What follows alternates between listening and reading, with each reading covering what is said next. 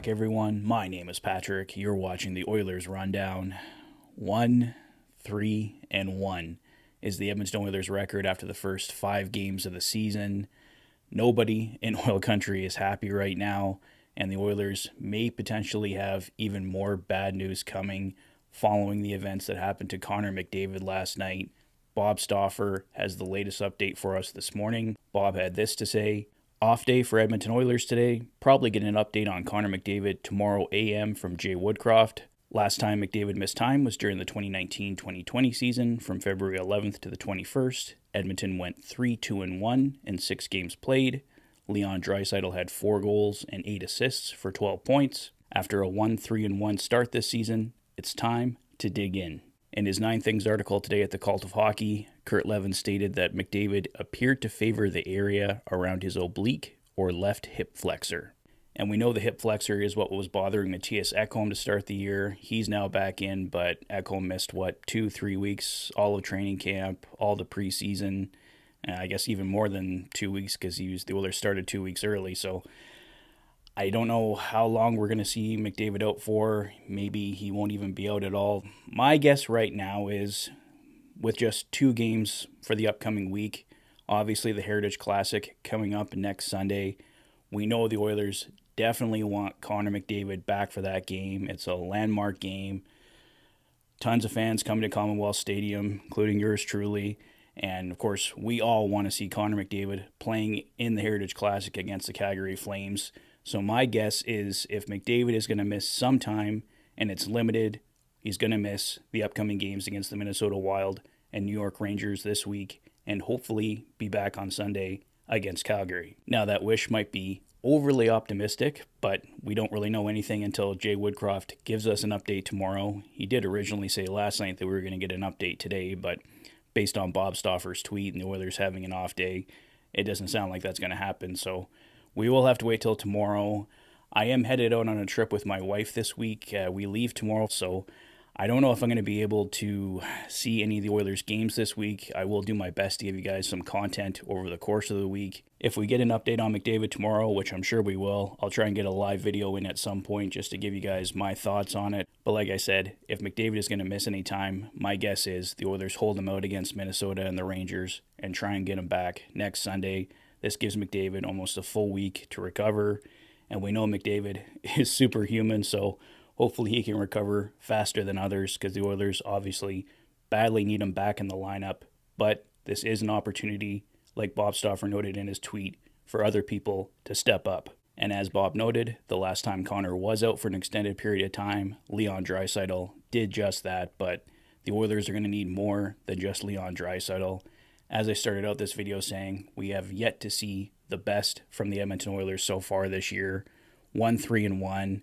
I'm already seeing comments, fire Jay Woodcroft, fire Ken Holland.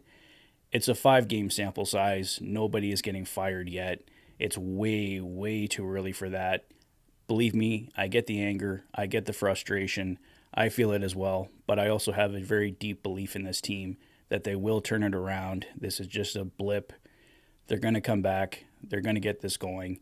This team will be a Stanley Cup contender, and hopefully by November, we're talking a different tune about the Edmonton Oilers, but they got to dig deep, find the answer in that locker room, because I don't think there's any outside help coming. We know the Oilers have next to no cap space.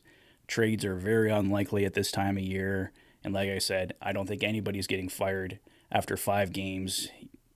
That's maybe something that could possibly become a reality November, December, January, but even then, we know Ken Holland's track record. He hardly ever fires anybody. Dave Tippett was the first coach he fired in season, so to say we're going to see Jay Woodcroft fired, I highly, highly doubt it. This season would have to completely go off the rails, and a 1-3-1 start, however frustrating that is not a season going off the rails just yet. Like I said, I get everybody's anger. I get everybody's frustration. As an Oilers fan, I feel it too, but we got a long, long, long runway to go here. Obviously, teams like the Vegas Golden Knights coming out of the season 6-0, they're pushing. My prediction was the Oilers were actually going to finally win the Pacific this year. Doesn't look like, at least 5 games in, that's going to happen, but if the Oilers can at least just get that playoff spot locked down. Anything can happen when you get in the playoffs, but I think second place, possibly even first. I mean, Vegas could go into a bit of a tailspin. You never know. It's 5 games in. Like I said, it's way, way too early to make any final decisions on how the whole season is going to go based off of 5 games, but clearly this team is struggling. Clearly there's something going on. This clip from Leon Draisaitl last night post-game talking about Stuart Skinner's mistake, I think kind of gives you an idea of the frustration going on right now. What do you say to Stuart after he went out to challenge that puck that went around the boards? What do you want me to say to him? He made a mistake, like, big deal. Yeah, nothing to say to him. We all make mistakes. And Evander Kane had this interview with Scott Oak, second intermission on Hockey Night in Canada last night. I didn't play much in the first period, so I thought might as well get into a fight and take 7 or 8 minutes in the box. Okay. He was downgraded in the lineup, played on the third line, and saw his ice time cut dramatically. And I think Evander Kane played one of his better games of the season last night, so maybe that motivated him a bit. So I'm getting a nice fight. We saw some energy, and we really haven't seen a whole lot from Evander Kane so far this year, which is one of the Oilers' problems. So hopefully this helps get Evander Kane going, but we get his frustration as well. I didn't really like his comments upon first viewing, but I get it, and we have to take Evander Kane both ways, right? Like, we all love it when he gets his attitude going, and sometimes the attitude goes for the Oilers, and sometimes it's against the Oilers. So if you're going to have Evander Kane, you got to take him both ways. But I think both interviews with Leon Draisaitl and Evander Kane point to a lot of frustration in that locker room. We know this room is typically pretty close, so it almost leads me to speculate, is there some kind of problem going on there? I mean, we haven't heard anything to signify that, but we're not seeing the Edmonton Oilers that we saw last year, that's for sure, so far through 5 games. They've got a lot of things to figure out, and I don't know what the problem is right now specifically. Like, the work effort isn't there. They're making really dumb mistakes, like the Stuart Skinner mistake last night, but Skinner isn't the only one obviously making those mistakes. They're happening all over the ice. Really, the last few games, the Oilers are beating themselves, and these were some games that the Oilers probably should have been able to come away with. They definitely should have won that second game of the season against Vancouver. They got the win in Nashville.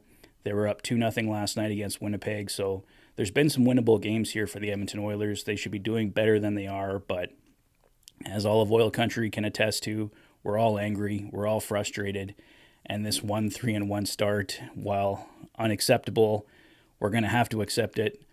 And if Connor McDavid is hurt, this team is really going to have to dig deep these next 2 games. If they can somehow find a way to get at least back to 500, go 3-3-1, have a positive vibe going into the Heritage Classic.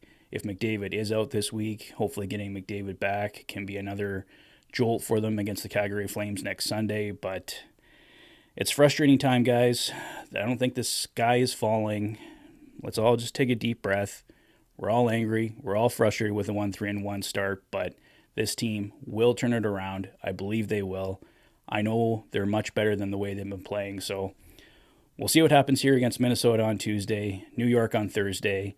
Like I said, I don't know how much content I'm going to have for you guys this week. I'm going to have a ton of content for you on Sunday at Commonwealth Stadium for the Heritage Classic, but for this week, I don't know if I'll have official Fanatic rundowns for Minnesota and the Rangers. If I can only end up watching the highlights, I'll try and give some kind of content for you guys there with my thoughts on those games. But yeah, we'll see what happens here this week, guys. And like I said, I'll try and do a live video tomorrow once we have the Connor McDavid news and what's happening with that. So let me know your thoughts on the Edmonton Oilers season so far. Do you think the sky is falling? Do you think I'm right? We just need to have some patience. Let me know your thoughts in the comment section below. If this is your first visit to the channel and you like what you see, please consider liking and subscribing for all the latest Oilers content. You've been watching the Oilers Fanatic. Thanks for being a fan.